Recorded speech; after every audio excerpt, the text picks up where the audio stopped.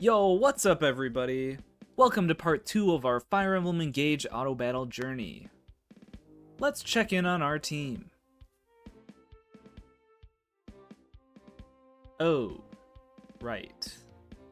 Well, that shouldn't be a problem. Let's get to Chapter 6.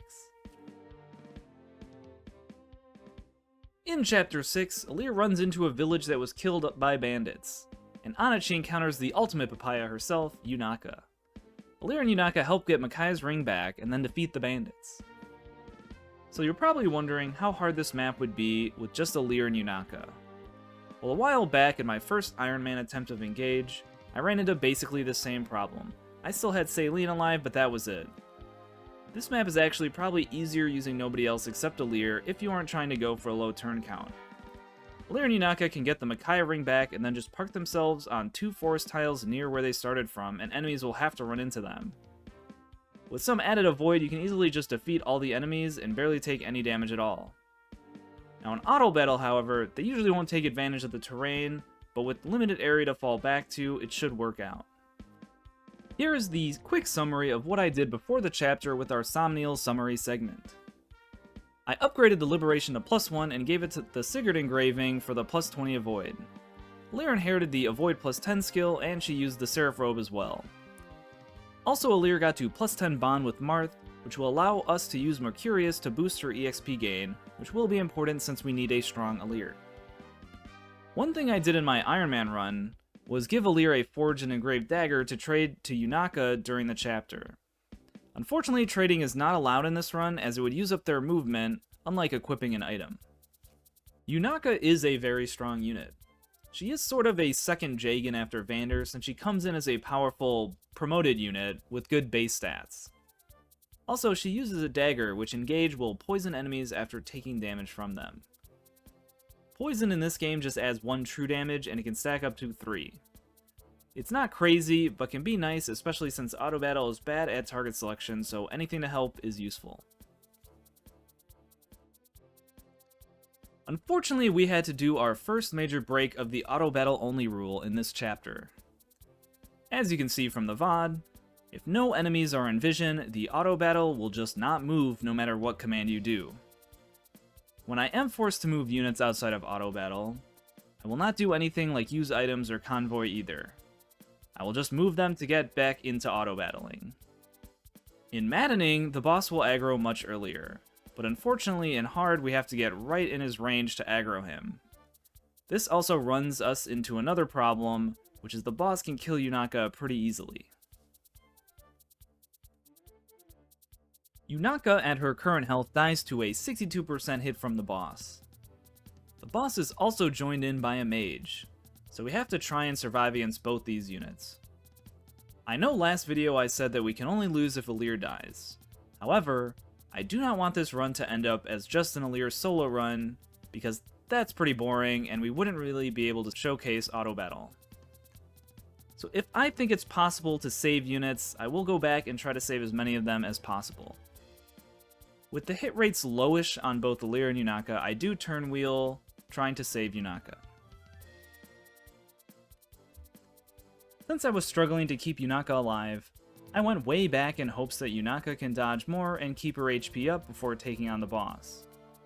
I continued towards the boss again, but I wasn't able to keep Yunaka out of one-shot damage from the boss. One thing that is very frustrating with auto battle is that they never utilize terrain when moving or attacking. Yunaka herself gets a small crit buff when benefiting from terrain, and she also gets double avoid bonus from the terrain thanks to the covert subclass. The boss would have been pretty easy if, when I used fall back after aggroing him, either Alear or Yunaka would go into a forest tile if they cannot get out of range.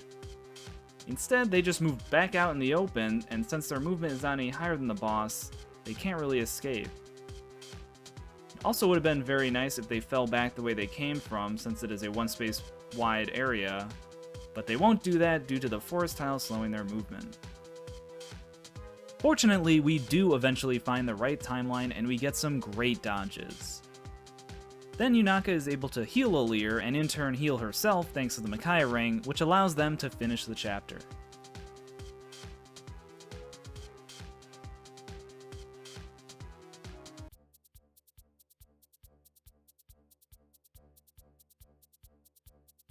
We save the Jean Paralogue for later and go to Chapter 7 to try and gather more units. In Chapter 7, we make it to Brodia, Land of Gemstones, and meet Alchrist and his retainers. We then get attacked by Hortensia as Eluzia begins their assault on Brodia. Alir finds out that she isn't the only one that can wield emblem rings. Now for the Somnial summary. We grabbed a heal staff, buffed the Liberation to +2, gave Alir Sword Agility 1 skill and a talisman, and she will keep the Marth emblem. Yunaka was given a +1 Iron Dagger with the Marth engraving and will hold on to Micaiah. Unfortunately, Lapis has already fallen. I did not think she would last very long, so I did let her stay dead. Looking back on it, knowing what I know now on how auto battle works, I think I could have kept her alive, but oh well. This chapter overall is pretty easy, as we can just take on the enemies as they come at us until the last two groups. The biggest hurdle we had in this map was the group before the boss. Auto battle initially charged in a bit too far, so we had to turn wheel back, and then we got a better pull. While this plays out as we get to Hortensia, let's talk about some potential promoted classes for Alir.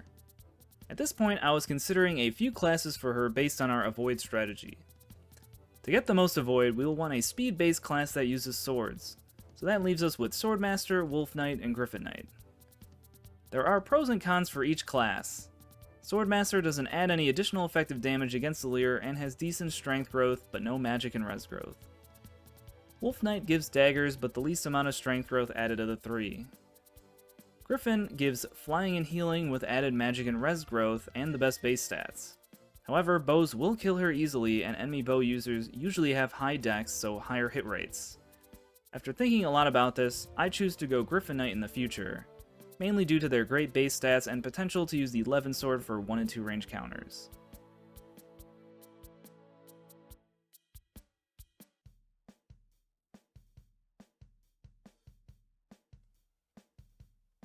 So we were able to pull Hortensia, but Citrine will follow Lapis into the afterlife. I do not think she would be easy to keep alive for the long haul, so I let her stay dead. We then beat up every single enemy in this chapter before taking down Hortensia, just like how most players treat kill the boss maps. Well, at least we kept one new unit alive, Alchrist! And we got a Master Seal. Yay! In this paralogue, we come to the aid of a small Furine village. I guess since we got all the royals killed, we should probably step in. This chapter is very easy for the level we are at, but since we are using auto battle, we cannot recruit John during the chapter or get any of the village rewards, one of which being an energy drop. Thumbnail summary time. Alir got a promotion! We also get a +1 iron bow for Alchrist, and he gets the Sigurd ring. Marth stays with Alir and Micaiah with Yunaka. As our auto battle leads our units all over the place, Jean, his dad, and the other villagers are able to hold the fort. Jean is a very interesting character to play with normally. His personal skill will double the class growth of whatever class he is in. This means if he is in the Swordmaster class, instead of getting an added 20% growth like everyone else gets, he will get an added 40% speed growth. He has a personal speed growth of 40%, so he would have a whopping 80% speed growth in Swordmaster. Unfortunately, Jean starts in a pretty bad class, as well as having terrible base stats, and you can bet that auto battle won't play around keeping him alive and training him. Eventually, we make it to the boss and take him out, and since Jean survives, we get to recruit him too. Woohoo!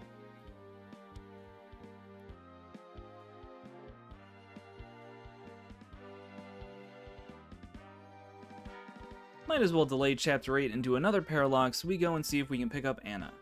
In this chapter, we beat up some random bandits while running into everyone's favorite money gremlin, Lady Anna. Thumbnail summary time! We didn't do anything but give Alir some Sigurd bond levels. I tried in previous attempts not shown here, putting Sigurd on Alir. This is when I learned advance option can be very bad if Alir is too far away from the other units, since they will not attack and just try to get close to Alir. I also learned that Jean is not ever going to survive, so we put him to the safety of the bench. There isn't too much to this chapter, as Alir is way too strong for it, so we breeze through it. Just like with the Jean paralogue, auto battle will not ever talk, so we cannot recruit Anna during the chapter, but she will join us if she survives. Anna herself is also similar to Jean as a trainee-esque unit. She comes in as a lower level fighter but has growths like a mage. She has a 50% personal magic growth but only a 15% strength growth. She also has a personal skill that can give you some extra gold with a luck percent chance on a player phase kill. Most people put her as a sage or a mage knight, but I personally like high priest due to the 30% added luck growth for some more gold. We make it to the boss room with Anna still alive. It is nice that auto battle will still heal green units if needed. Fortunately, Anna is still a little bit back, so the boss and the boss's reinforcements won't get to her. Alir absolutely obliterates this boss, and that's the chapter.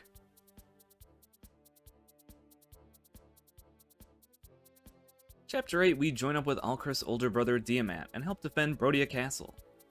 Diamat is joined by Amber and also comes with everybody's favorite boy, Roy. You're probably wondering how well auto battle will do defending an area. Spoilers, they don't.